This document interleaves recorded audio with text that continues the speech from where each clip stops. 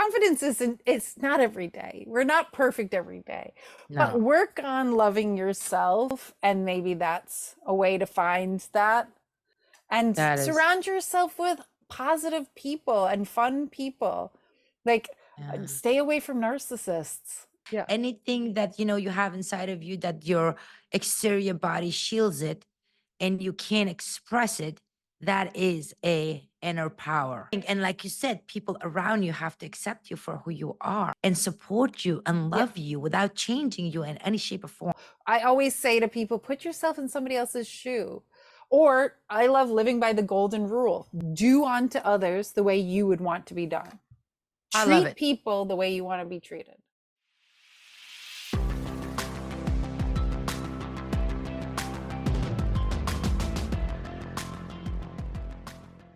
And welcome to Inner Power Inside. I am so excited that you're here today. I've been following your work and I've been watching you taking some amazing pictures and your artwork.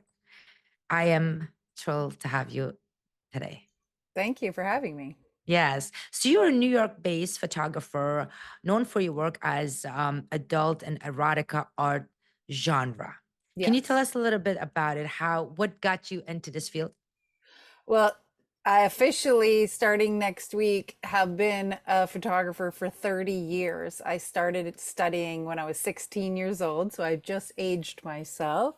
Yes, I'm 46. Um, and I started in high school in the photography program there. And by the end of that year, I won the award for best photographer of my high school and was like, oh my God, this could be something I could do. And because I always liked art and since like I was a teeny tiny kid, but photography just kind of made the most sense. So then in 1996, I moved to New York because from Connecticut and studied and got my BFA in photography at the School of Visual Arts. And at the end of my junior year, I actually got signed to my first agent and started working with magazines and I had some gallery shows before that, especially through the college that I went to, School of Visual Arts.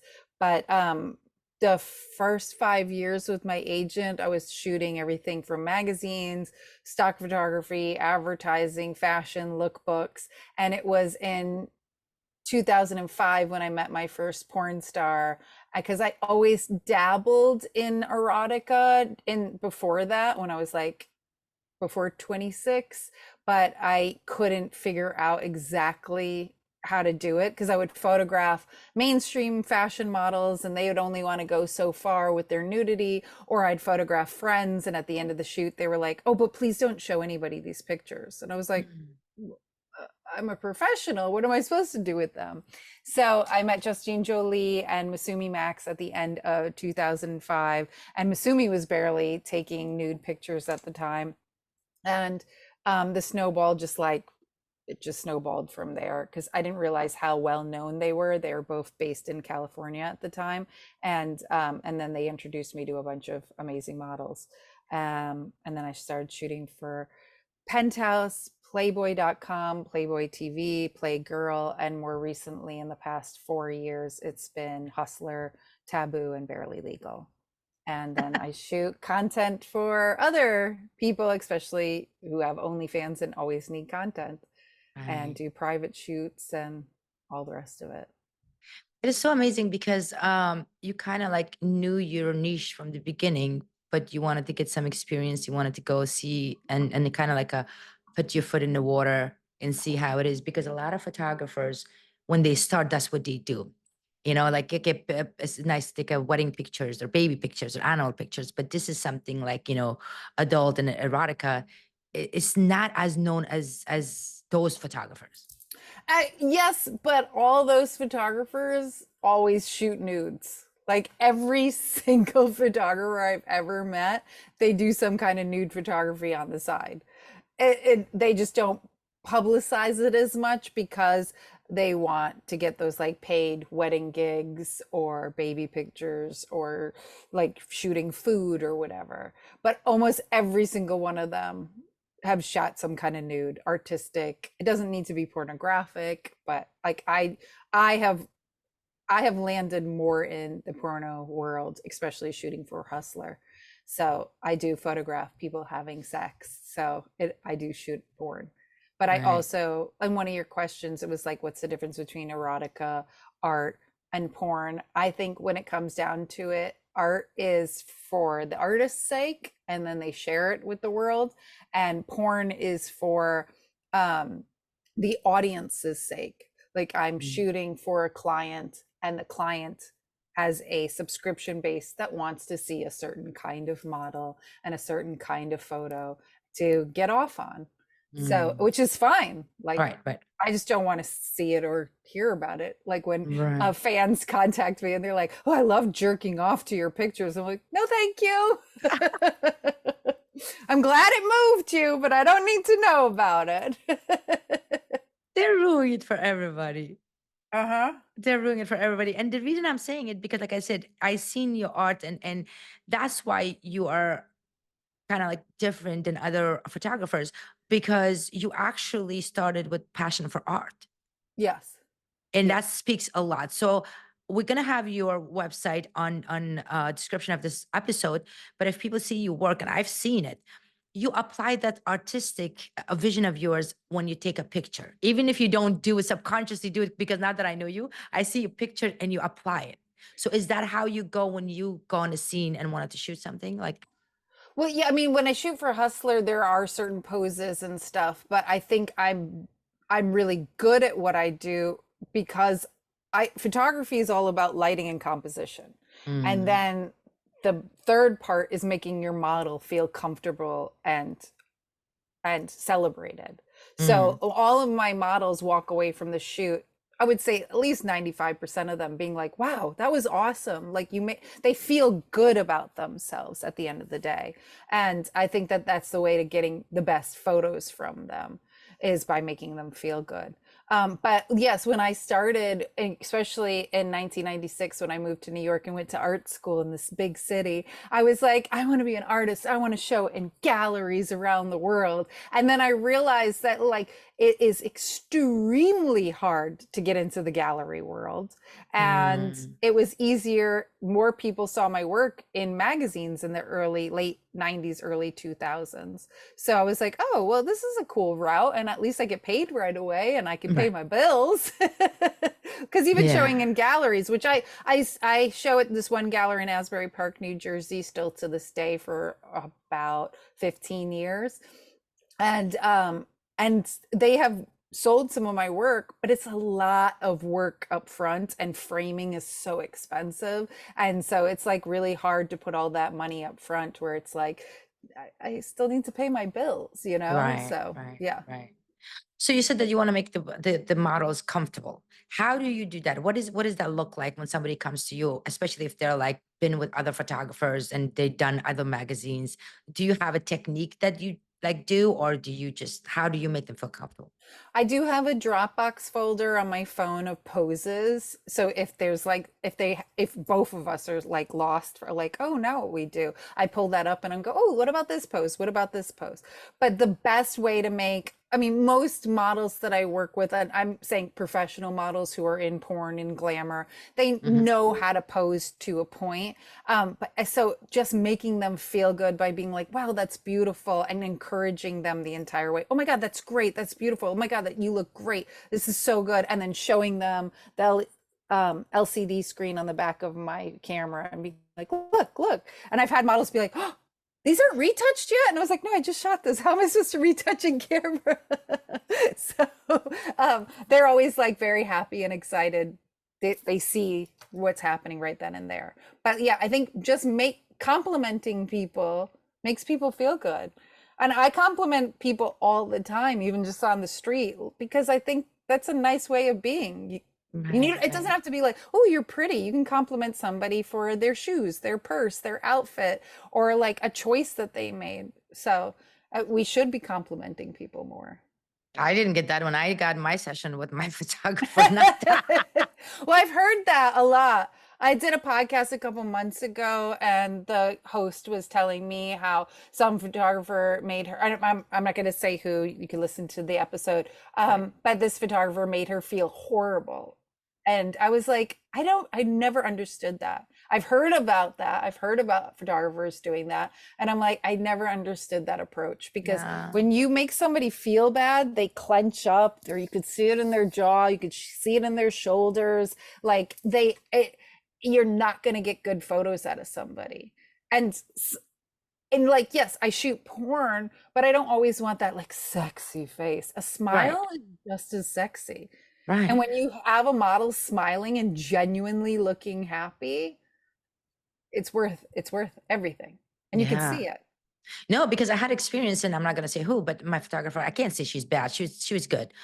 But I was new to taking professional pictures. I did it because of my website and all that stuff. But the way you're describing, it was not like that.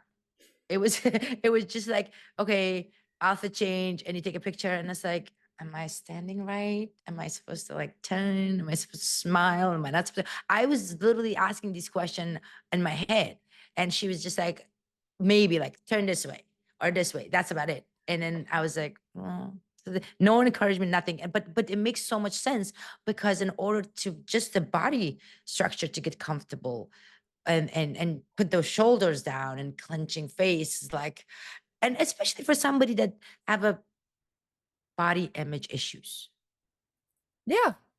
Yeah, and I like have private clients, boudoir clients that the images will not be seen by the public. And it's a lot of times like women who are getting married and they want like sexy photos of them in lingerie for their soon to be husband as a gift.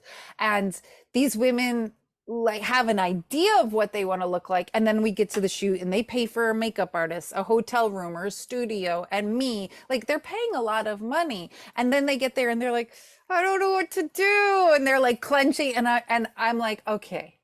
I always say to them, first things first, it's digital. If you don't like the picture, we throw it away. It doesn't Right. exist. So Right. don't even think about it. We'll keep shooting until you get one that you like. But the most important thing I say is think about something that makes you happy. Is if it's Mm. food, a partner, money, a pet, a place, whatever. You can tell me your happy thing or you can like keep it to yourself. But when I start seeing you clench up and looking uncomfortable and not breathing, I might even say, okay, it's okay, breathe. It's all right. It's okay. And I'll say, just think of your happy place. And every single time I do that, after they figure out what their happy place is, they're like, ah, and they relax. And I'm like, okay, just go there. Just go Mhm. right there. It's yeah. So it's going to be a harder day for everybody, including myself, if the Yeah. model's uncomfortable. So you I was want to gonna make them say, feel good. yeah, I was gonna say, in order for your job to be easy, that itself is like important to do. Yeah. Now, when it comes to your industry and when it comes to what you especially do with the adult film stars and erotica pictures, I'm sure you got a lot of criticism, or judgment, or even like people saying in their head. How did you deal with that, and how did you overcome them? Um, the only kind of weird judgment I think that I've gotten more recently is like, why you? Like I get DMs all the time, like, do you get to shoot for Hustler? Why do you get to? And I just like laugh at them. I'm like, because I've been doing this for a long time, and I would say 98% of my models can vouch for me that I've been positive to them and they enjoy the photos. So, like, yes, I've gotten a little bit of hate, but I unless it's something that's taking money out of my pocket, like if somebody's spreading a rumor about me that's not true and people decide not to book me because of that rumor, then I would be angry. But everything else, it's like water off a duck's back. As long as like it's not affecting me, they're not harming me in any way, I really don't care. Like it's not worth my energy and my time to even dwell on that kind of stuff. So I just laugh. And it's mostly male photographers who are like, why you? And I'm like, because I work hard, because I'm a woman and other women trust me, because I have the work to back it up. I don't know what to tell you, sir. So I just think it's funny, if anything. First of all, this is such a weird question. Why Yeah, you? It's like, what do you mean, why me?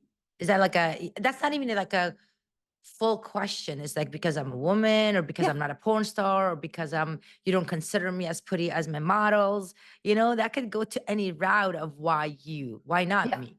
yeah. Well, Yeah. what, no, I think what they're really saying is, why do you get these opportunities and I don't? And I'm like, well, because Oh, maybe you didn't work so hard. oh, okay. Okay. So this And is, maybe you're a weirdo and models don't like to be around you. oh, the Yeah, energy you're putting out. yeah. The fact So that I'm you're like, putting that energy out of being yeah, jealous of somebody else that they're doing well, and yeah, instead of congratulating you and saying that congratulations, or or even ask you for your advice, what I can do in order yeah. to. Which I like, I went out to coffee with a younger photographer a couple months ago and I gave her any of the advice that I had. Like, especially for other femmes, I'm totally down to like helping in whatever way I can, to a point, like, Right. but yeah, just with men, which I honestly, besides gay male porn and men being the penis in a porn film, I honestly think in this day and age, men need to get out of porn. Like, male agents, so many bad things have happened with them, and women are just better at directing and taking care of each other and protect. And I'm not saying all of them; they're not all Yeah. Yeah. perfect, Yeah. but I think it's time for men to just take a back seat to it. Give us your money. Thank you. Jerk off to our work, sure. But yeah, no, sorry. I had an opportunity to interview a couple of very well-known porn stars that are directing as well. And the reason for that, for me to bring them to see the other side of them, for people to see who they are and how they did it, because this misconception of, oh, you're porn star, you must went through a lot of trauma when you were young, or you must were poor, or this. And surprisingly, I've done a couple of interviews with them. None of them was like that. They chose to do what they do, and they're very good at it. Yes. Yes. Yeah, So, consensual adult work is the majority of the time. First of all, women get into sex work not for the sex part, they get into the work part.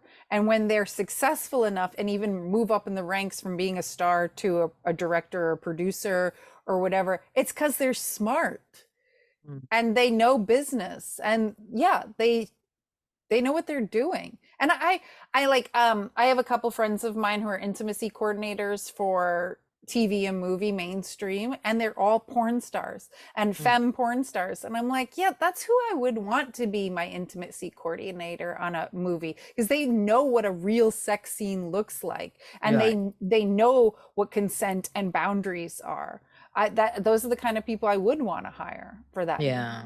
So No, I just saw a movie came out. I don't know what the girl name is. It's a new movie, but she spoke about how she was comfortable that they actually had intimacy coordinator coming in and telling her what to do, because that she said previously when she did a couple of movies, even the kissing, she said I was very uncomfortable.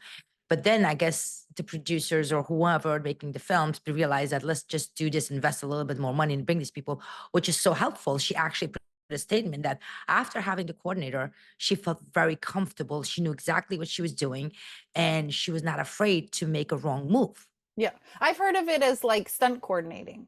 You have stuntmen on a film and you have a coordinator for the stunts. Sex Hmm. scenes and anything sexual in a film is a different kind of stunt. You should have a Yeah. coordinator for that. And it should never be the producer, it should never be the director. It should be somebody that the talent feels comfortable with. Right, right. Yeah. Which brings us to your discussion that we had before. When it comes to photography, there's so many people out there now, especially now that they consider themselves a photographer with the digital world and all of that. So if somebody's like deciding to become a photographer and be successful like you, what are some advice you have for them? The first thing to do is buy a real camera. Your iPhone is not a camera. I don't care if you see those iPhone billboards around the city. There, yeah, was it shot with an iPhone? Probably, but it was also they can put a professional lens on that iPhone. It's it's fudged a lot and retouched and so on and so forth. So yeah, learn how to use a real camera. It can be digital, doesn't have to be a film camera. Get some good lighting. Photography number one is composition and lighting, and then shoot all the time. I don't care if it's somebody necessarily that you don't want to photograph, if it's like a friend or whatever, but you need to practice your craft to get it better. Like my ex, one time I did a bunch of photo shoots for my ex that he would use for like paintings and stuff, and then one time he was like, oh, I'm just gonna borrow your camera and do it myself.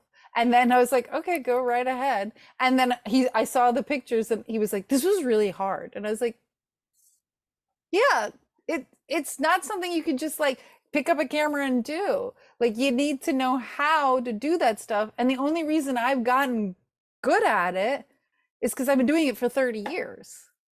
Like it's a Right. long time to be doing it. And I'm still trying to perfect my craft. Like I honestly think that shooting for Hustler for the past 4.5 years has helped my craft completely because I had an idea of what they wanted. And then I started working harder to make it more of a hustler kind of photo. And I was like, oh, even my photography's gotten better. Like, don't ever plateau. Always Mm, try to work on becoming better and better. And the only way to do that is to practice and work on your craft constantly. mm. That is such a good advice. That's like with any job, Yes. because that's why people give up so soon because they do a little bit and then somebody criticizes them for their work and they give up because they get discouraged. But keep practicing and you will Yeah. get better. And you never stop. Like you said, I love that what you said. That you never stop. You keep learning Yeah. every Yeah. time. Yeah. Yeah. Now, from the consumer perspective, if we wanted to look for a photographer, what we should look for in order to get somebody like yourself, Oh, I mean, I besides the it's credential? yeah, I mean, I don't know about looking for another photographer, but if people wanted to hire me, it's just as easy as emailing me and then I send them my price list. I send them my model release, my contracts, my all the rest of it. But I would say to any model, especially if they were just trying to hire somebody for content for their OnlyFans or photos for publicity or whatever, that I personally love everything being in writing and an email. Mm, And so I put it all out for them. And so they can make a choice, yes or no. I will email you my model release before the shoot. You could read it over and say yes or no to it. Transparency is the most important thing. And if you mhm, don't read my email, that's on you, but I put it mhm. in writing. Like I had a model recently got angry at me for certain things and I resent the email and she stopped being angry. I don't know what to tell you. I can't. It was in writing. So there's a Yep. paper trail. Right, but there's some like for somebody like myself not being familiar with the work of photography, what are some red flags that people should see? Because and the reason I'm asking you this question, in today's society, everything is so easy to put out there. You really don't know what that it is. So when I people ask me like how do I find a good coach, I always say that make sure they at least have 2 3 years of experience before you hire them. And then that's one of the important thing. And if somebody is a little bit older than you, and I'm gonna get here from for this. But honestly, like I don't think you can learn wisdom. No. Wisdom only comes with age. And Yeah. when you wanted to hire somebody, whether you're pregnant, whether you're getting married, whether you want to take, photographers, I think it's a little important to get somebody that is a little longer in the game than just a newcomer. And I'm not saying dissing newcomers, but experience and wisdom comes with age and with Yeah. practice, like you said, with time. Yeah. Yeah, So I what mean, are I also think like, oh, so if you wanted to hire a boudoir photographer, besides just looking at their photos on their website, you can ask them for references. But also ask them like all the questions of like, how many images am I going to get? I know some photographer, if you pay me for a shoot within the next 24 hours, I'm going to email you every single unretouched JPEG. And if you want the raws, if you've paid me for a shoot, you can have those too. The raws are bigger files, they're harder to store. So I don't send them right away unless they request it. But I Mm, send you within 24 hours every unretouched JPEG. That's your photo shoot. You paid me for it. I've heard of photographers who won't do that. And I'm like, no, you paid. The model right. paid. So that's a red flag to me if they're not going to send it. I had a model tell me last year that she was following this photographer on social media for a while, and she really, really wanted to shoot with him. And he was living in a different state, and she booked a trip, paid him, all the rest of it. He sexually had some advances. He didn't rape her, but he did some sexual advances that were inappropriate. And she was very uncomfortable about that. And then when she got home, she asked him for the photos, and he said, "No, I need you to sign my model release first." She had already paid him. Wow. And so she sent the model release to her lawyer to find out that there was an NDA in the model release that basically said that she couldn't expose him for being inappropriate. And her lawyer wrote him back and said, no, she refuses to send this, and she already paid you for the photos. If you don't send her the photos soon, we're going to sue you. And she told me this whole story, and I was just like, oh my God. And the sad thing is not like she can tell other people about this photographer, because Mm, that could be slander, you know? So I don't I would check and see like what they do. If a photographer is like, yeah, no, I'm not going to send you the photos right away, I wouldn't shoot with that person. right, Like right. even when I do trade for content, so for my sites and for the model's site, and I will send them all the unretouched JPEGs right within 24 hours. And I'm Mm, like, for me to retouch them, it might take me up to a year because I have so much content right now. So you're welcome to put a filter on it for your social media or your OnlyFans. At least you have the content. And then once I've retouched them, I will send them to you. And they're understanding of that because I'm only one person. Like I don't right, have assistants, I don't have people helping me retouch. So right, right. yeah. So And I would that's think that's a big flag if you're looking. And also you can ask for references. Like right, I've right. had I at this point get models contacting me to shoot all the time, which is wonderful because they've already seen and talked to their friends who I've worked with, and they know that I am a good person and I do good work. So But you're a legend in this one because, like I said, you were recommended to me, so that's the self to it speak for itself. So, and I love photography. I've seen people work, but when I looked at your work, and I was like, wow. And the hustler shoots that you do, those girls, they look so pretty. They look so like comfortable, like you said. They look like themselves. And I had the opportunity to actually talk to one of them and had them, actually a couple of them, in my podcast. So even they felt, you could tell they were so comfortable working with you. oh, So well, that thank you. matters. And thank Yeah. you to them. Definitely. So your genre is mostly about authenticity and individuals, uniqueness. It shows on the Hustler magazine as well as on everything else. Um, how do you see society looking at us now and giving us that image of authenticities? I feel like it's completely gone, but how can people apply more that authenticity now within themselves, knowing that you're a photographer, even though it's out there, but it's not all what it is? Yeah. I mean, I feel like I was just writing. Oh, I was writing that to a friend of mine about something else.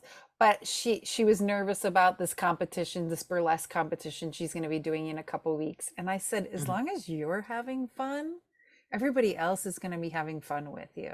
But I feel that way about my models and my work. Like I yes, it's work. And at the end of a shoot day, I'm going to probably be exhausted, but during it, I'd like to have as much fun and feel like awesome energy. And I think that's how you get authentic images from it, you know? And that's why I send out in an email, like, especially with Taboo, which is Hustler's BDSM magazine, there's a Mm. lot more intense stuff that I'm shooting, from bondage, gags, clothespins, nipple clamps, toys, pissing, all the rest of that stuff. And that's pretty hardcore. It's even more hardcore than Hustler.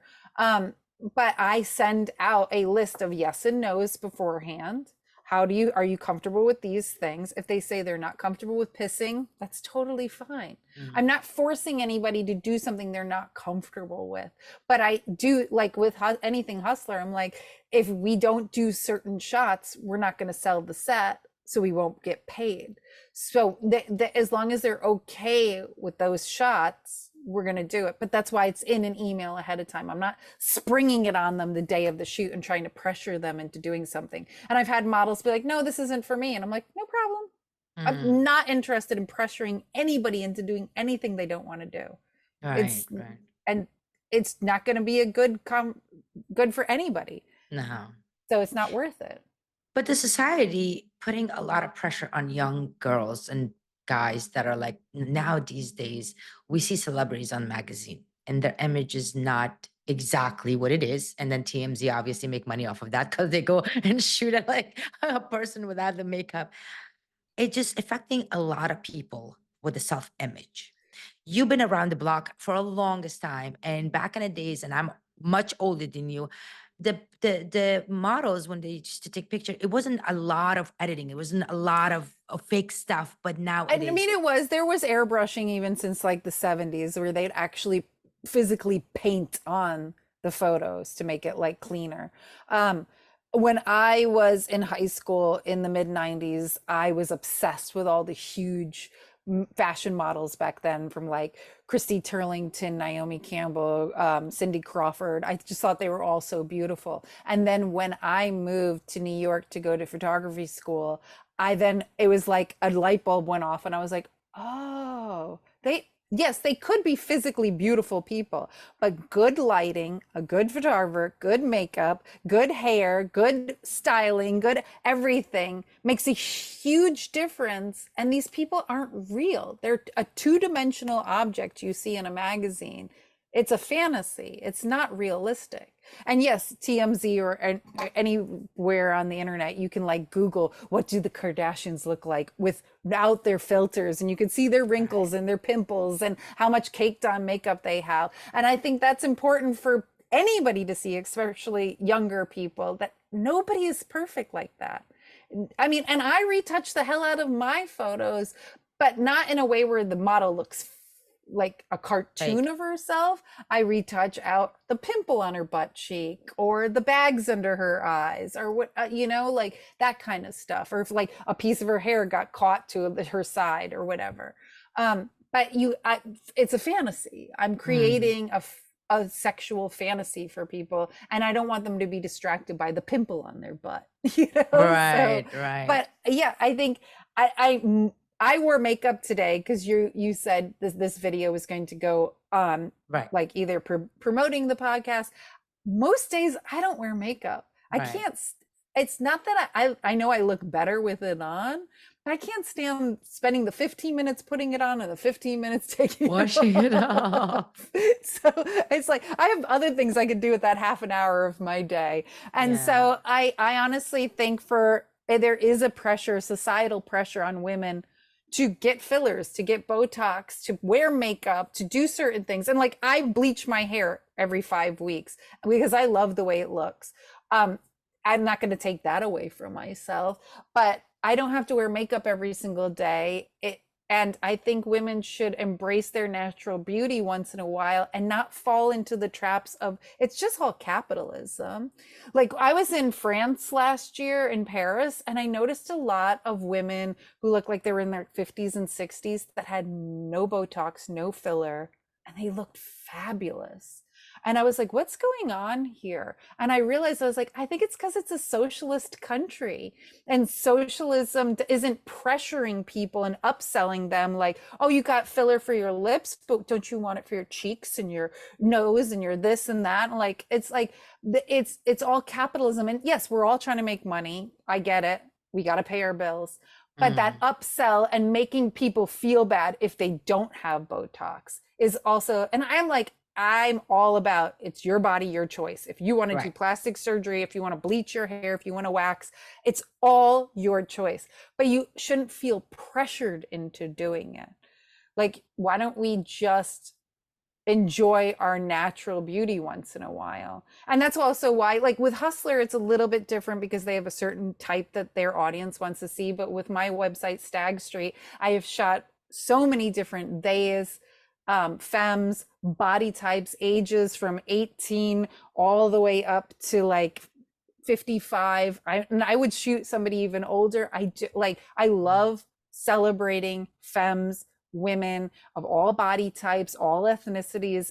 I love doing that. And I love appreciating that. And I think that that should be celebrated more. And I've had people be like, oh, it's crazy that you shoot fat girls. And I'm like, fat girls are beautiful. Of course, I'm going to shoot fat girls because I appreciate them. And I don't Yeah. have those kind of hangups. Like, yes, do I at 46 years old wish I was 10 pounds lighter? Yes. But at 46 years old, I also know that this is the body I have that's taking care of me and keeping me alive. And when it comes down to it, I don't want to deny myself a piece of cheese to make myself feel skinny for that day. I want to Right. eat the cheese and some vegetables along with it and feel good about myself. So at the end of the day, when I'm on my deathbed, am I going to be mad at myself for not eating the piece of cake? Right. Right. No, I love what you said. The society pressure that we're putting, especially with the advertisement, like you said, plastic surgeons and Kim Kardashian ruined for everybody. I'm sorry, they're just a whole nother level. We can have another conversation about that. But But um, they're also a ton, they are worth so much money, the yeah, Kardashians. yeah, And they're selling their own thing. And of course they're going to and they probably a lot of their plastic surgery at this point is it's for free. free. Yeah, Yeah, yeah.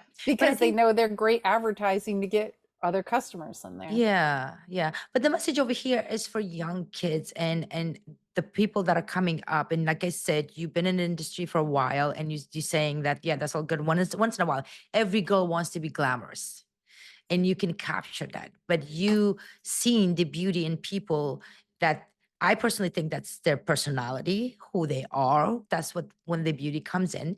But you are seeing them for who they are, no matter how much makeup they put. Because you have like four eyes. You're like, I've seen this before. It's a Yeah. persona you're putting.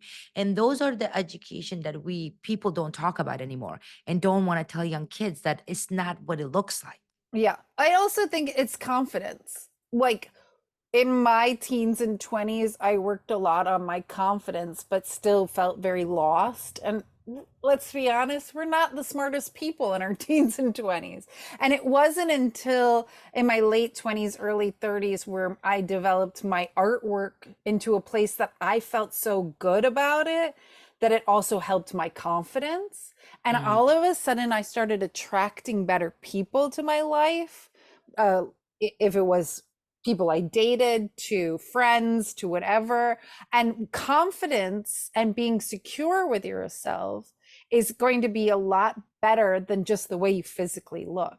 And you're yeah. going to, it's like being happy. You're going to attract people to that happiness. I think the only person I can think of that's a celebrity who says something like that is on RuPaul's Drag Race. RuPaul's always like, what does he say? He's like, um, if you If you don't don't love love yourself, yourself. how's any yeah, yeah.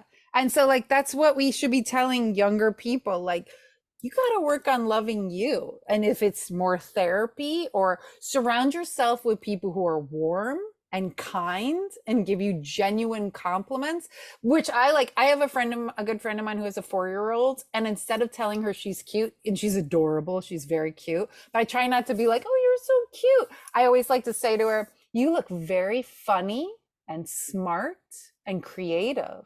And I think that that's what we should do even to little kids is like, Yeah. let's not treat them about what they look like. Let's, especially women, let's encourage their intelligence and their bravery and their creativity.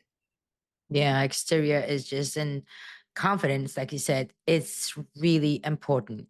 And by nature, if you don't work on your confidence, you will get confident, but by then you'll be 80 years old. Notice that old people are so freaking cute. They don't care. They come out, they're like, you know what? I have nothing to lose. And it's such a shame that, we have to wait till then. we supposed to be like that now. Yeah, well, they say that youth is wasted on the young.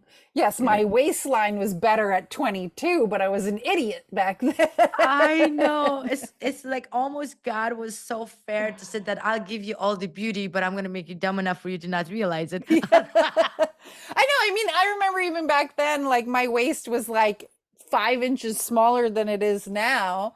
And I thought I was fat then. And I'm like, and now at 46, I'm just like, oh God. I don't, as long as I don't have to buy a new wardrobe, I don't care. I really Girl, don't care. girl, when you hit that age, you're still young. Wait till like you get older than that. My goodness, every day you get up and it's like, what's happening? Yeah. Is there something growing in you or something falling off you? No, it's already happening to me. I'm in perimenopause. Like, I have had so many weird things happen to me in the past year, from a torn meniscus to my favorite new thing was I got burning mouth syndrome because I have anemia from perimenopause. So I've been working on that. And thankfully, I was like slow with work this summer. And I was like, oh, thank God, because I was dealing for 3 weeks, like, so seeing all these doctors, like, what's wrong with me? Now I need readers to read even anything on my phone. I know. I'm and, like, oh, what happened? and Like just overnight, everything's falling apart. literally, this is why we're having these conversations. So if you're 30 years old, you're listening, if you're 35 and you're looking at yourself in the mirror and like, oh my God, I am so fat, or I have to get Botox done, or I have to get fillers done. Or it's people that are wanted to be a model and you go to this agency, they tell you you have to lose this much pound or you have to do this. Don't do it. Don't do it. Don't do it. One, because if you become anorexic, it's going to be so bad for your health in the long run. And two, who cares? Like, you really want to be a model? I tell so many people, especially when it comes to like fashion, mainstream modeling, I'm like, the biggest thing about those kind of jobs is you're going to be spending a lot of time going on casting and not even getting paid. Right. And it's a lot of time. Do you have that time to go all over all day long and not get paid for it? Be prepared. Yeah. Yeah. No, I'm just glad that we are having this conversation about it from somebody like yourself because you've seen everything. You take a picture, you know how to make it pretty. You see the behind the scene, you see the like you said, their confidence and how someone can be uncomfortable, just beautiful, but uncomfortable by just encouraging them, giving them a couple of nice word and they get relaxed to do what they love to do. So it's really important and I really admire you for that. Thank you. Yeah. Before I let you go, what does inner power means to you? Oh, I saw this question and I was like, oh God, I don't know. I mean, it just might be the confidence thing that we were talking about before. Yeah. Like, Yes. just and I don't have confidence every day, That's okay. especially thanks to perimenopause. I'll have like days where I'm like, why do I feel this impending doom or this weird anxiety? Or like my period was late 5 days last a couple weeks ago and I was crying like crazy. Confidence isn't, it's not every day. We're not perfect every day, but No, work on loving yourself. And maybe that's a way to find that, and that is, surround yourself with positive people and fun people. Like, yeah. stay away from narcissists. Yes. Yes. That, no, no, you said it so beautifully. That's what it is. Yeah. Anything that, you have inside of you that your exterior body shields it and you can't express it, that is a inner power Yeah. that you have to bring. And like you said, people around you have to accept you for who you are Yeah. and support you and Yeah. love you without changing you in any shape or form. 100%. But they also, that's with empathy.